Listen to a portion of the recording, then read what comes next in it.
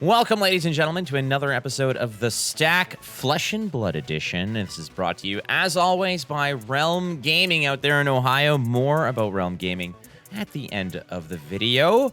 But how about this one, ladies and gentlemen? Adam from the Combat Chain is here with the best mustache in the business. Yeah, so you've got the professional microphone there, Adam, but that does not do your face justice, because that is one hell of a stash, my friend. Show that bad boy off. There we go. Oh, she beautiful. She beautiful. How you doing? I'm doing great. Thanks for having me on the Stack. This is super exciting to be here.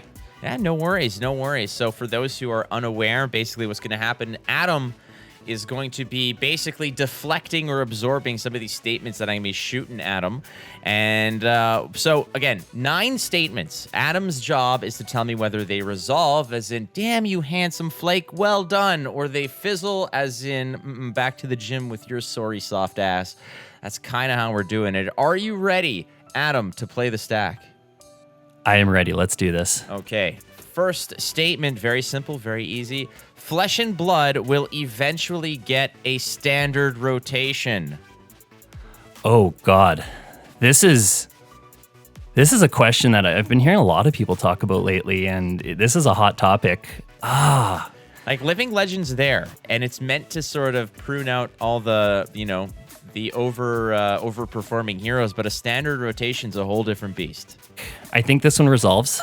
I think at some point we do see delineation of at least Classic constructed into a few different formats, where we're going to have like a standard-esque format and then more of like a modern type thing, and people are going to have the ability to pick and choose kind of which cards they want to be playing. I think that only makes sense for the progression of the game at some point.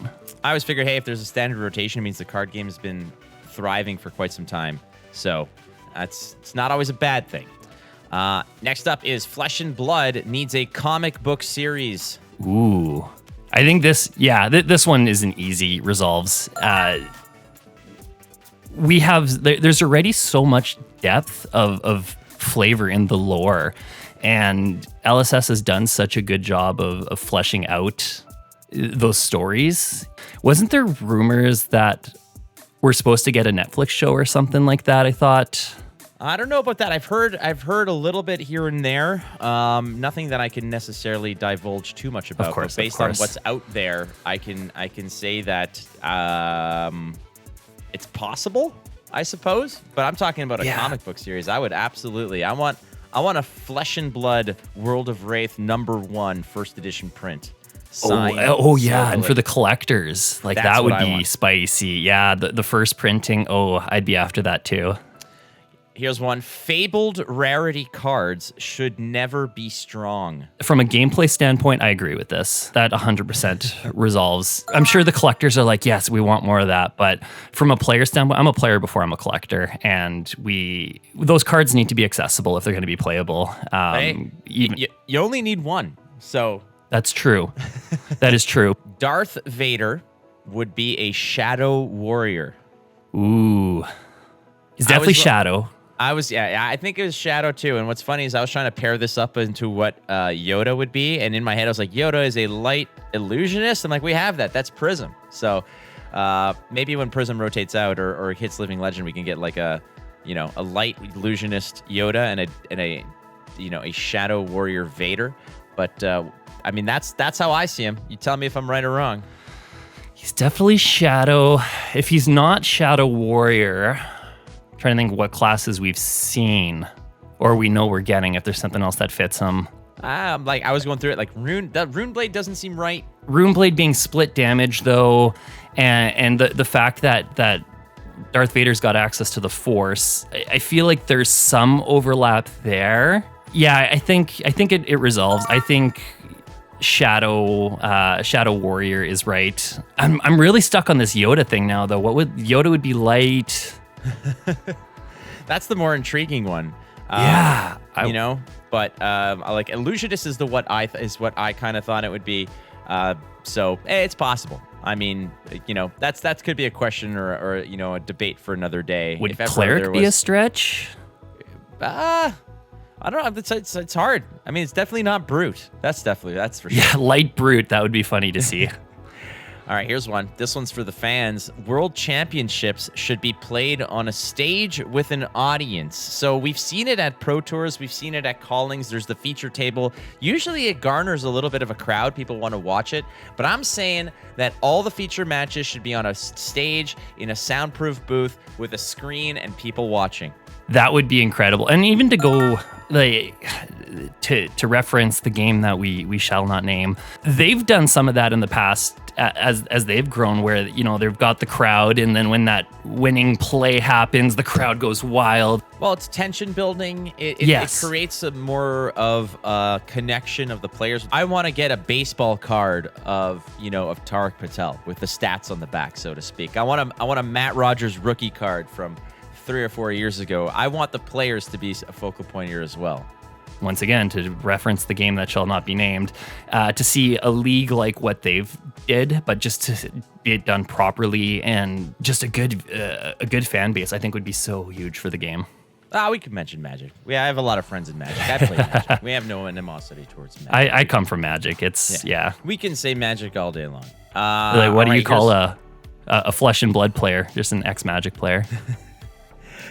There will eventually be a 4th color pitch. Ooh, yes. This resolves for sure. It's going to be a legendary. You can have one of in your deck. But I think for sure at some point we're going to see something that pitches for 4. The way that I've seen this is that it's still a blue pitch, but the game text of it is it's a blue pitch that says when this card is pitched, get 1 extra resource and lose 1 life. That's my thought process of what that card would look like. That's really interesting. Because that way it fits within the color palette. You don't have to generate a new color. So in my regard, a 4th color pitch is not going to happen, but I can see a card that pitches for 4 is what I'm talking about. But that wasn't the statement. So you're saying a brand new color's coming, the green pitch card, the 4 pitch card. No, definitely. It's a gem. It's a Fabled. Yeah. But everybody's going to want it. Yeah. Which goes back to what we were talking about earlier, which is that they shouldn't be strong. Meh. We'll see. Maybe it's like a Gorganian tome, and it's a majestic. Get a 1 of. Everybody will eventually have one. Feels good. All right. I don't think we're going to see it for a while, though. Nope, definitely not. Ranger will get a one-handed weapon in 2023. That one fizzles for me because we've seen Ranger get supported. I think to have a 3rd course set that's going to cover Ranger in the next year might be a little tight. Well, at least maybe that's my hope, is that they're going to explore some other avenues. Like I want to go to metrics or something like that before we go back to Ranger stuff. Ooh.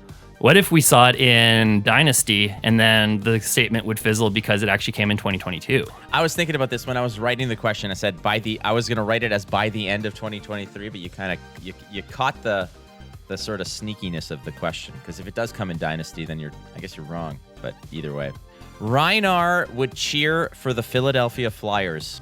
Because of Gritty? Well, not necessarily just Gritty. I mean, the Broad Street Bullies.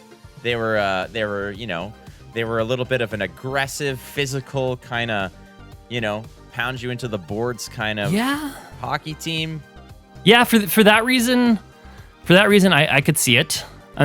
Wraith over North America, where would the Savage Lands fit, and where then geographically Rhinar ends up, and who he might cheer for in that sense. And there's always the intimidation factor as well. And that's where I'm going with intimidate. Like, who is he most likely to cheer for? The only other thing I can think of is that he'd maybe be a player specific fan, and he would just cheer for some monster player like Zdeno Chara or something like that. Oh, he is absolutely. Zdeno Chara is going to play him in the movie.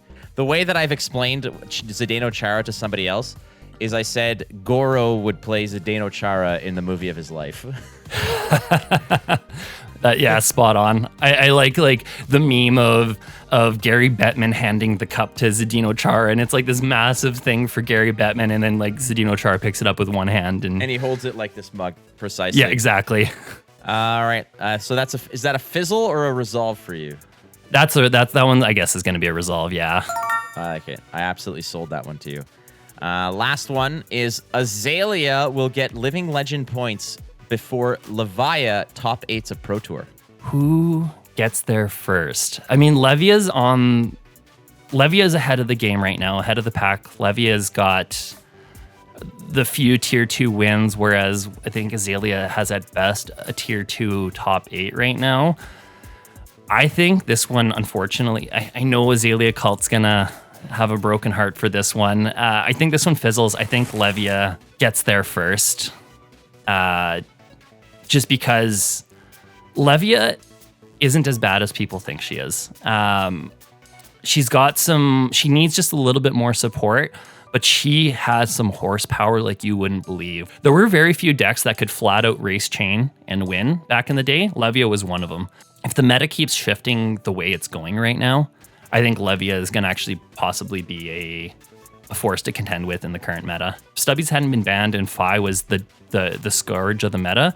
Azalea, I think, could have been a decent dark horse. Oh, well, you're definitely speaking to a crowd of people who really want to see Azalea do things. But hey, we live in reality on planet Earth, and that's a discussion for another show. But it's nice to have you on, Adam. Thank you so much for doing the show. And I know there's a lot of people out there who know you already, but some who might not have discovered the wonderfulness of Adam and his mustache from the combat chain. So please let everyone know where we can get more of that. So yeah, my name is Adam. Some people might know me as FAB online. I'm from the Combat Chain podcast. Myself and Pat Shaw, aka Pat Smash Good. We do our podcast. We've got some gameplay videos that we do. You can find us on YouTube, on the Combat Chain, or you can find us on Twitter at the Combat Chain, at FAB TCG, and at Pat Smash Good. And yeah, you can major events. We're usually around. You can come say hi. Awesome stuff. Beautiful, beautiful. Again, great showing. I appreciate you doing the show, my friends, and everyone listening. Thank you so much for catching the stack. And don't forget, you're not losing if you're learning. So we'll see you next week for another game. Bye-bye. See ya.